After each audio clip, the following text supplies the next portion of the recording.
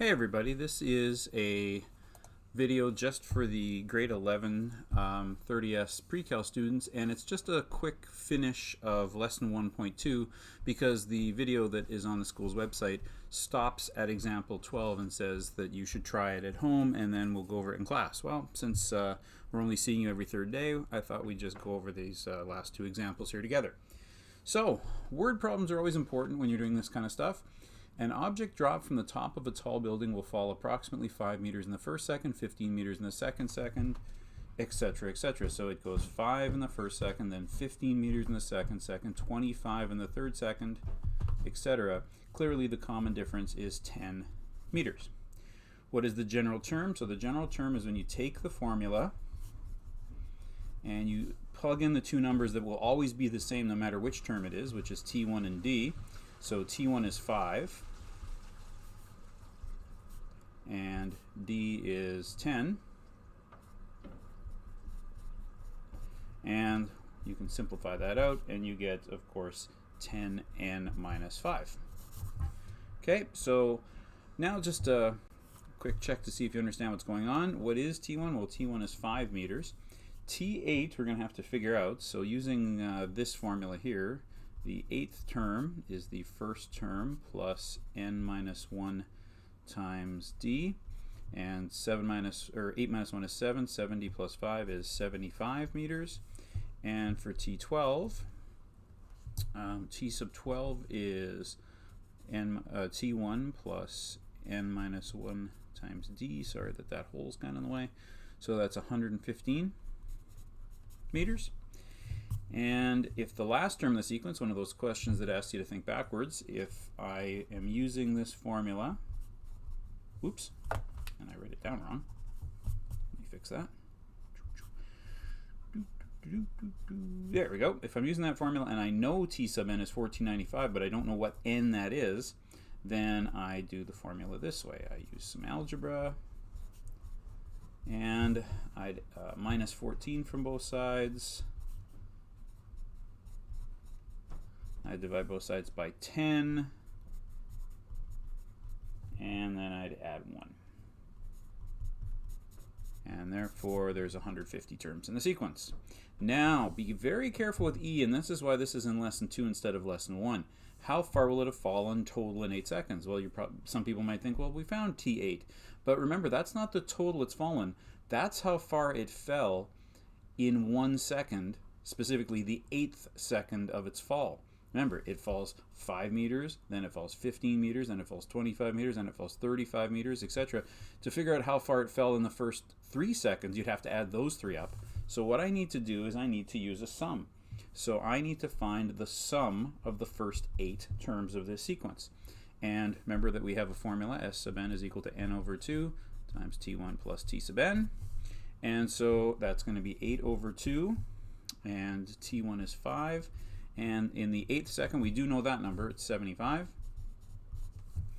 And put that together, and we're going to get 4 times 80, which is a total of 320 meters.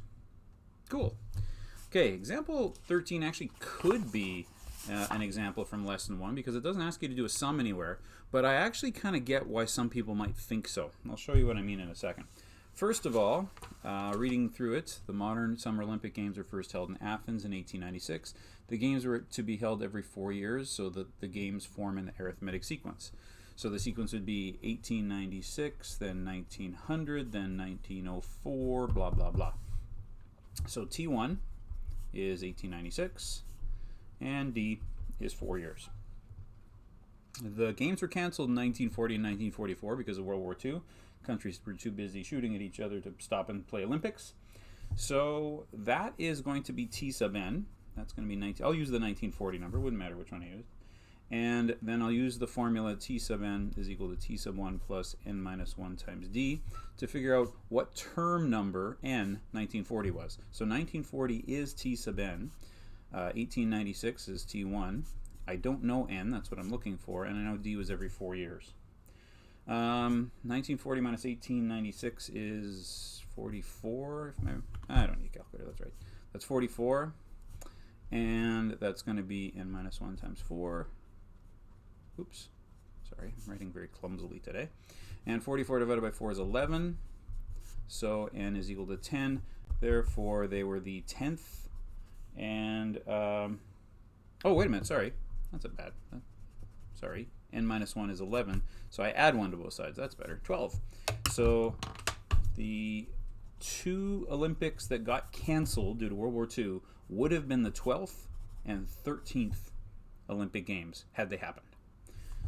Now, the next Summer Olympiad. Now, this is kind of a tricky question this year because it would have happened that there would have been an Olympiad in 2020 had there not been COVID. So we'll just jump to the next one and say that we're looking for 2024's term number.